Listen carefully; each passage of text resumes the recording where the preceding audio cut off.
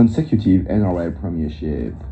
With the latest SBS News, I am Julien Heuillet. All mental health carers for the care and support they provide to their loved ones. It's often a family member or a friend that helps support a person living with a mental health condition, and they may not see themselves as carers.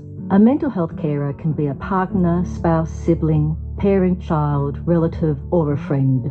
But there are times when mental health carers may need help themselves. You may feel alone, isolated, or overwhelmed, but there is support and services available to help you continue this important role. To find out what help is available, go to nswmentalhealthcommission.com.au/mental health carers. Brought to you by SBS and the Mental Health Commission of New South Wales. In this bulletin, early voting starts today for the Indigenous Voice to Parliament. A bomb attack rocks the parliamentary precinct in Turkey's capital Ankara. And in Rugby League, Penrith beat Brisbane to take home their third consecutive NRL premiership. With the latest SBS News, I am Julien Heuillet.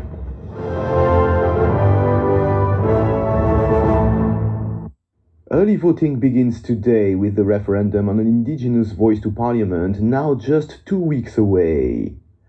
Early voting centres are set to open in Victoria, Western Australia, Tasmania and the Northern Territory. For the remaining states, which have a public holiday on Monday, early voting opens on the 3rd of October. That means people in New South Wales, Queensland, South Australia and the ACT will be able to cast an early vote from Tuesday. Sally Angus from the Australian Electoral Commission says people find out where they can vote by accessing the AEC website. If people can vote on Saturday, the 14th of October, then that's what they should do. However, if voters' circumstances may prevent them from doing this, there are hundreds of early voting centres available across the country for the 2 weeks leading up to referendum day. A suicide bomb has rocked the parliamentary district of Turkey's capital Ankara. The Turkish government says one person died in the attack outside the Interior Ministry buildings and the other was shot dead by police. On the social media platform X, Interior Minister Ali Yerlikaya has said that 2 police officers were lightly injured. It occurred on the day Turkey's parliament was set to open a new session. Turkish President Recep Tayyip Erdogan has delivered a defiant address to parliament. As a result of the timely intervention of our security forces this morning, the action in which 2 murderers were neutralised is the last stand of terrorism. The scoundrels who targeted the peace and security of the citizens could not achieve their goals. They will never reach it. United States President Joe Biden has welcomed the passing of temporary funding to stop a government shutdown, but says it should never have happened in the first place. Congress passed a short-term funding bill to keep federal agencies until November the 17th, just hours before the deadline. The funding includes disaster relief, but does not include additional funds for Ukraine. In a statement, President Biden says the bill is good news for the American people, but has blamed extreme House Republicans who were attempting to overturn an agreement struck a few months ago. Speaking after the vote, Senate Majority Leader Chuck Schumer says he's pleased the looming crisis was averted. It's been a day full of twists and turns, but the American people can breathe a sigh of relief. There will be no government shutdown. Democrats have said from the start that the only solution for avoiding a shutdown is bipartisanship, and we're glad that Speaker McCarthy has finally heeded our message. The federal government is set to announce new measures cracking down on immigration rorts and dodgy student visas. Education Minister Jason Clare has said the changes would close loopholes that allow people to enter the country on student visas to work without actually studying. It will be one of several visa reforms following a major review of the immigration system commissioned by Home Affairs Minister Claire O'Neill. She charged former Victoria Police Commissioner Christine Nixon with the task after reports of human trafficking and exploitation in the visa system.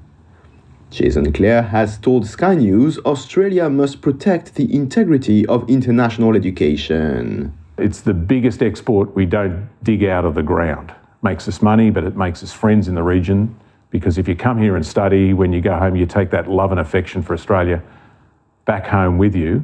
But where there are shonks or dodgy operators trying to exploit students and make money out of it, it's important that we crack down on this fast to protect the integrity of the system, and that's what the reforms we'll announce over the course of the next few days will be all about. And in rugby league, the Penrith Panthers have beaten the Brisbane Broncos in the NRL Grand Finale, making it their third consecutive premiership. It was the Panthers' number 7, Nathan Cleary, who delivered a dazzling solo display to wrap up the 26-24 victory. It also won the 25-year-old the Clive Churchill Medal, the second of his career. Panthers centre Steve Crichton celebrated the win and his final season with the team. Yeah, all of our hard work throughout the year always trained us for the big moments. And we knew that we were 3 tries down, and we knew that we just had to dig deep. We knew that it was there.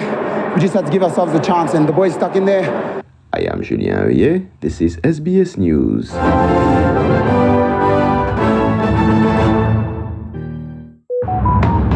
In this bulletin, Turkish warplanes carry out airstrikes on suspected Kurdish militant targets.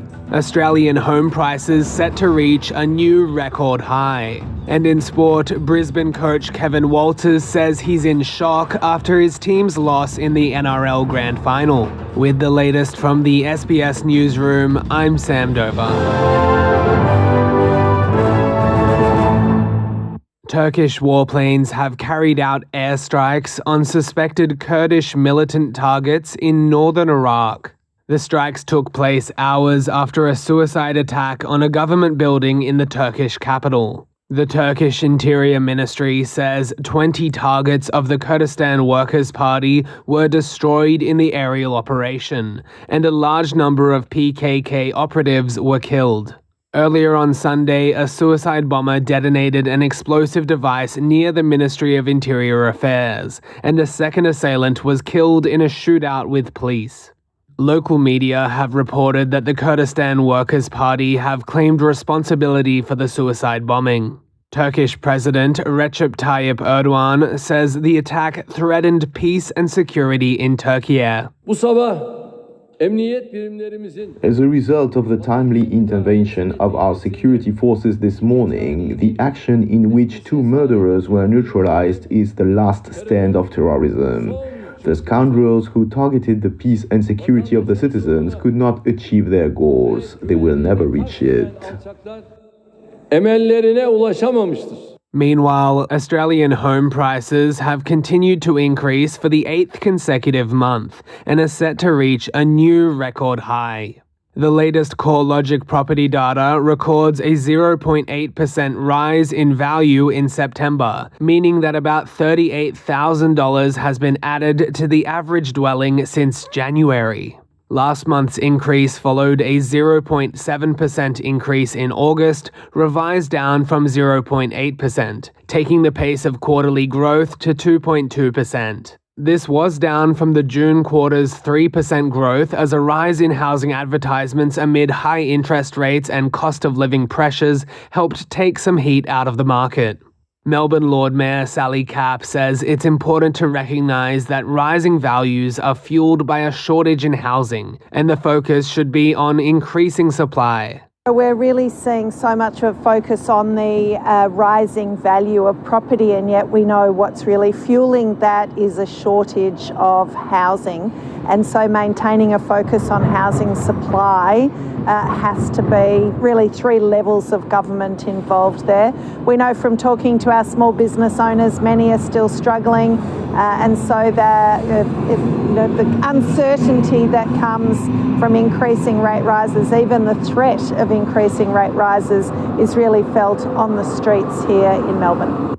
Labor Senator Malarndirri McCarthy says she remains confident Australians will vote yes in the upcoming Indigenous Voice to Parliament referendum. It comes as early voting opens today, with the referendum now just 2 weeks away. Early voting centres are opening in Victoria, Western Australia, Tasmania, and the Northern Territory. For the remaining states which have a public holiday today, early voting will open tomorrow.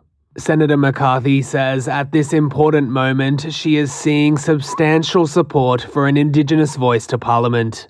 I still remain quietly confident, Sarah. We've been travelling across the Northern Territory. Voting began for us last week, and across remote and regional Australia last week.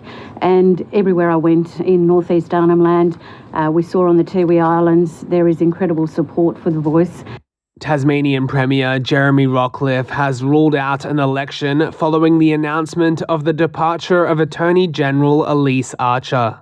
Ms. Archer resigned from the Liberal Party last week over allegations that she had bullied a former staff member and leaked damaging private messages. Ms. Archer is yet to resign from Parliament, but if she stays as she has suggested she might, she'll sit as an independent, which may force the Premier to call an early election. Mr. Rockliff says his priority is not on an election, but on implementing the recommendations of Tasmania's major inquiry into child sexual abuse handed down last week.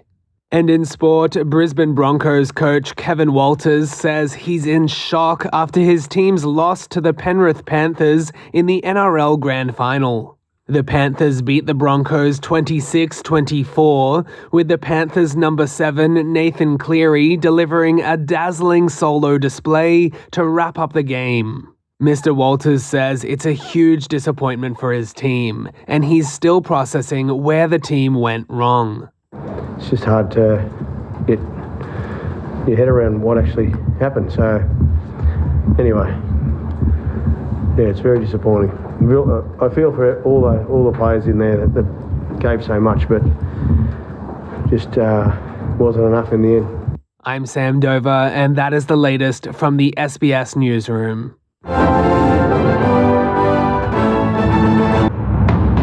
In this bulletin, Anthony Albanese remains optimistic about the Voice to Parliament referendum. Police in the Northern Territory say as many as 4 children were killed in a deadly car crash. And in sport, Wallabies coach Eddie Jones is not giving up hope about Australia's chances of remaining in the Rugby World Cup.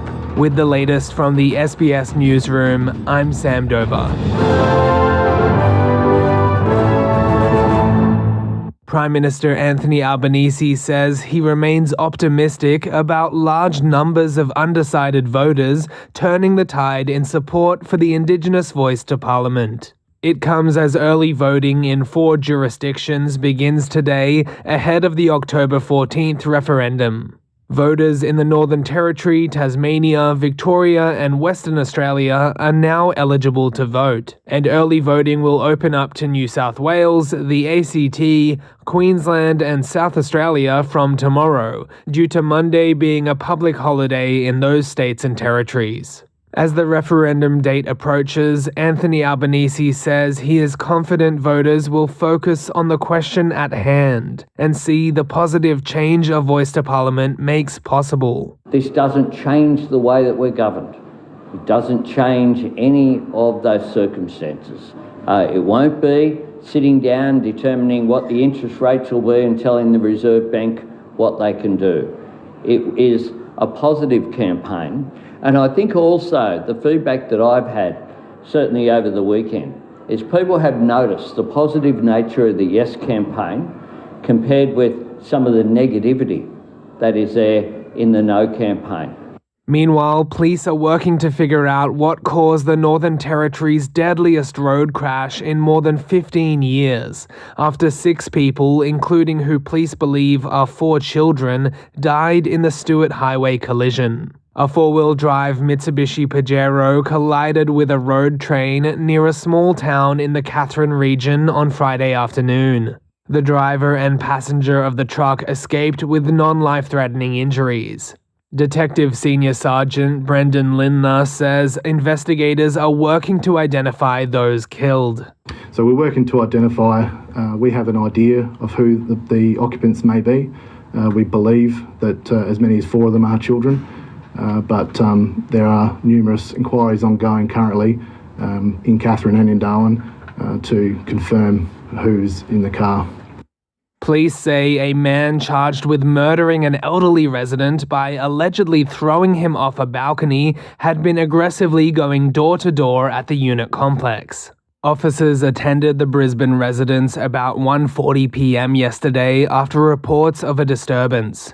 Police Detective Superintendent Andrew Massingham says the 49-year-old Brisbane man had knocked on several unit doors before knocking on the door of the alleged victim. That he was aggressively going door to door seeking certain items from people. We will allege that 49-year-old man knocked on the door of the 74-year-old now deceased man's unit. We allege that he answered the door, and within a very short period of time there was a disagreement between the two men. We allege the 49-year-old man has physically picked up the deceased and thrown him head first over the railing onto the concrete below. Police arrested the 49-year-old shortly after the incident at a nearby unit. He has been charged with 1 count of murder. And in sport, Australia's chances of remaining in the Rugby World Cup are slim to non-existent after some disastrous games. But coach Eddie Jones is not giving up hope. After beating Portugal 34-14 in pool play, their only chance of going through is for Portugal to beat Fiji in their next game by more than 7 points. While nothing is impossible, so far the Portuguese have not won a single game. Wallabies coach Eddie Jones told 2GB that even so, they're going to spend this week planning as if they are going through to the final 8. Well, I've never experienced this before, mate, so I really don't know, but we're anticipating we were going to be in the quarterfinals, so we've got planned to have 3 days off and then we'll have 3 days training.